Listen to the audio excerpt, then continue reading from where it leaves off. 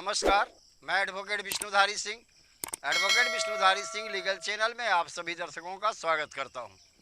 दोस्तों, जैसा कि आप जानते हैं, प्रत्येक रविवार को मेरा क्वेश्चन आंसर सीरीज होता है। आज रविवार है दोस्तों। आज का क्वेश्चन आंसर सीरीज आपके सामने प्रस्तुत है। दोस्तों, आपके अधिकांश प्रश्नों का उत्तर मैंने कमेंट बॉक्स में दिया है। जो कुछ चुनिंदा प्रश्न हैं, इंपॉर्टेंट प्रश्न हैं, उन्हीं प्रश्नों को मैं वीडियो के माध्यम से आप लोगों के सामने प्रस्तुत कर रहा हूं। तो आइए दोस्तों, अब बिना समय गंवाए आपके प्रश्नों का उत्तर मैं दूं। पहला प्रश्न है राहुल कुमार जी का। राहुल कुमार जी ने अपने प्रश्न में कहा कि मैं 10-15 साल से एक जगह पर घर बना कर रह रहा हूं।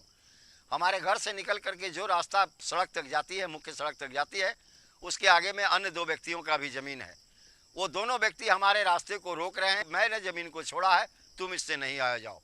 अब ऐसी स्थिति में मैं क्या करूं? मुझे कैसे रास्ता मिलेगा, और रास्ता मिलेगा भी तो कितना फीट चौड़ा मुझे रास्ता मिलेगा? राहुल जी, आप एसडीएम कोर्ट में 133 दंड प्रक्रिया संहिता के अंदर में एक आवेदन दें। उसमें यह बताएं कि फलाने घर है हमारा, घर से निकलने वाली ये रास्ता है जो मुख्य सड़क तक जाती है।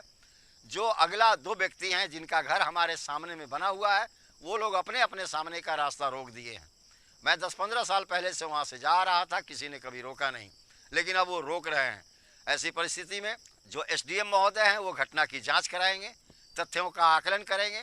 अगर यह सही पाया गया कि वो दोनों व्यक्ति अब आपके रास्ते को रोक रहे हैं जिस रास्ते से आप 10-15 साल पहले से आ जा रहे थे, वैसी परिस्थिति में एसडीएम महोदय दंड प्रक्रिया संहिता की धारा 133 के अंतर्गत आदेश देंगे कि रास्ता का अवरोध समाप्त किया जाए, रास्ता को खाली कर दो। राहुल जी, आपने दूसरा प्रश्न पूछा है कि रास्ता कितना चौड़ा मिलेगा। तो राहुल जी, घर से निकल के आने जाने का रास्ता 5 से 8 फीट तक मिलता है। 8 फीट तक चौड़ा रास्ता आपको मिल जाएगा। अगला प्रश्न है रविकांत कुमार जी का।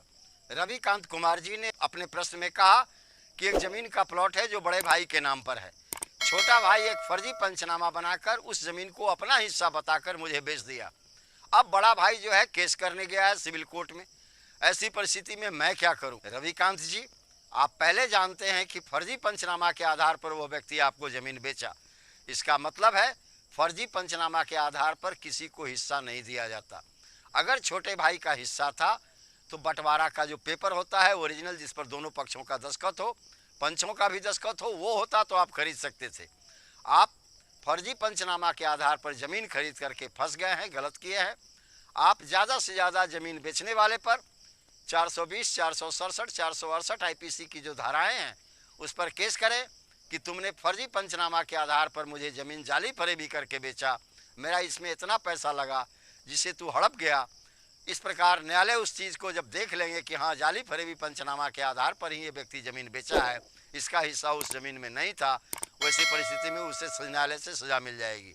और उसी दबाव में वह व्यक्ति जिसने आपको ज़मीन बेचा, छोटा भाई, उस व्यक्ति से न्यायालय आपको पैसा दिलाने का भरपूर कोशिश करेगी और वह व्यक्ति दबाव में आकर के आपकी ज़मीन का पैसा आपको वापस दे देगा। अगला प्रश्न है मोहित यादव जी का। मोहित यादव जी ने अपने प्रश्न में कहा कि एक वसीयत है जिसके तहसीलदार के कोर्ट में पहले हम साबित कर चुके हैं, उसके बाद दाखिल खारिज और रसीद भी मेरा कट गया है। यह काम तहसीलदार के कोर्ट में हुआ 2003 में, लेकिन अब 2021 में एक पक्ष सिविल कोर्ट में चला गया और वहां सिविल कोर्ट में जाकर के इस वसीयत को चैलेंज किया कि यह वसीयत फर्जी है और गलत है। अब मेरे गवाह मर गए हैं, 2021 का सवाल है। अब मेरे गवाह मर गए हैं जो वसीयत पर थे।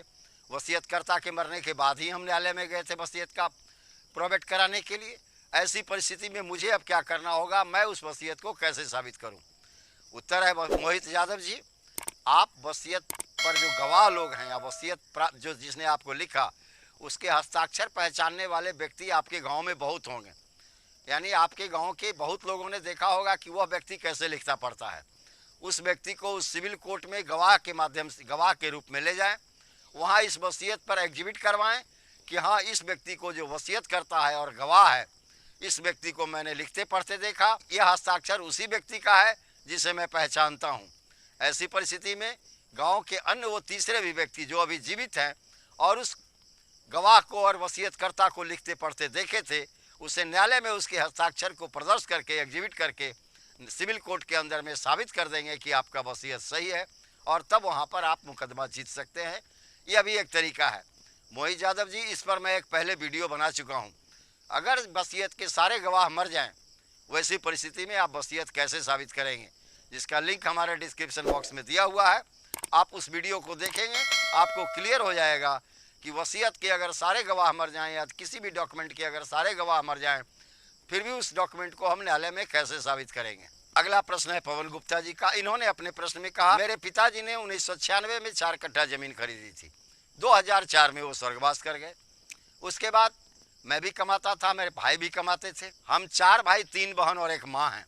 माँ हमारे छोटे भाई के साथ रहती है। अब 10/7/2021 को माँ ने उस पूरे 4 कट्ठा जमीन को, जिसे मेरे पिताजी ने खरीदा था 1996 में, अपने छोटे बेटे के पत्नी के नाम पर 14 लाख रुपए में बेच दिया, जिसका दाखिल खारिज भी 16/7/2021 को हो गया। क्या माँ पूरा जमीन बेच सकती है, या क्या माँ जो मेरे छोटे भाई के पत्नी के नाम पर रजिस्ट्री की है वो कैंसिल हो सकती है? उत्तर में मुझे कहना है पवन गुप्ता जी, वो रजिस्ट्री कैंसिल हो सकती है।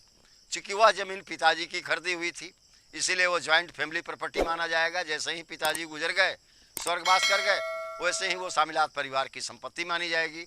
उसमें आप 4 भाई 3 बहन और आपके माँ का भी एक शेयर उसमें हिस्सा है। कोई भी एक शेयरदार, कोई भी एक हिस्सेदार पूरे ज़मीन को नहीं बेच सकता। सभी के हिस्सा को बेचने का अधिकार सब लोगों को अलग अलग है। ऐसी परिस्थिति में आप सिविल कोर्ट में जाएं, वहाँ उस ज़मीन पर टाइटल पार्टीशन कम डिक्लेरेशन सूट फाइल करें, जहाँ पर न्यायाधीश महोदय आपके सारे तथ्यों का आकलन करेंगे।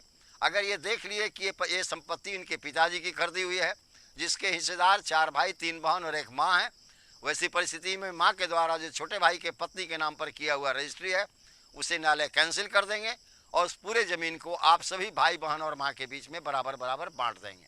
दोस्तों, इस प्रकार मेरा क्वेश्चन आंसर सीरीज यहीं पर समाप्त हुआ। अगर आपको यह क्वेश्चन आंसर सीरीज अच्छा लगा, आपको पसंद है, तो आप इसे लाइक करें, सब्सक्राइब करें, अपने साथियों को शेयर करें, ताकि उन लोगों के पास भी अगर इन प्रश्नों की तरह कोई कानूनी समस्या है, उसका निदान वह न्यायालय में जा करके इस कानूनी जो मैंने राय दिया, जो मैंने उत्तर बताया, उसके अनुसार ढूंढ सकें। धन्यवाद। अब विशेष अगले वीडियो में।